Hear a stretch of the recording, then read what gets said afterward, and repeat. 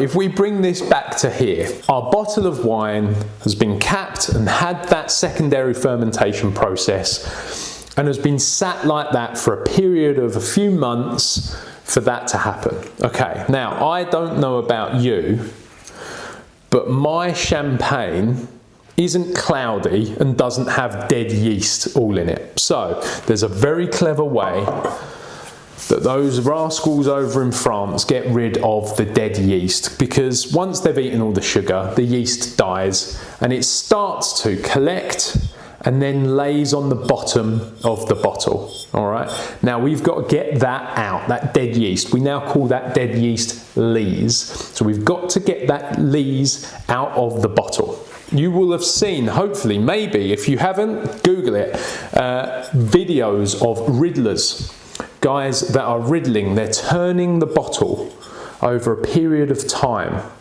over months and months, with the goal of not shaking it up so that the lees then goes into the bottle, but just very slightly tilting the bottle with the ultimate goal of getting the bottle this way up so that all of the dead lees, all of the dead yeast, the lees, is in the neck of the bottle.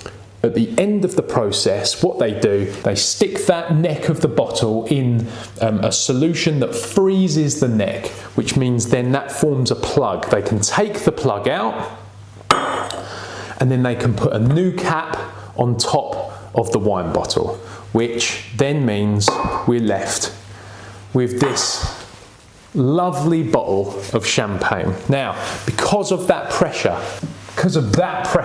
they have to put a big old cork in it, and then of course the cage, because there is, as we can see here, multiple bars of pressure, which is why we get that beautifully satisfying when we open the bottle. And that's why they put the cage. So that is how it's made. That is the secondary fermentation process. And what a thing of beauty it creates. Now, because of the yeast, the dead lees, and that being sat in the wine over a period of months or years, that's what gives champagne that sort of bready croissant note, that bakery smell. All right, next time you open a bottle, give it a smell and think croissants. And it's all because of the yeast that was in the wine in that secondary fermentation process. Now, this is very different to the way that Prosecco is made.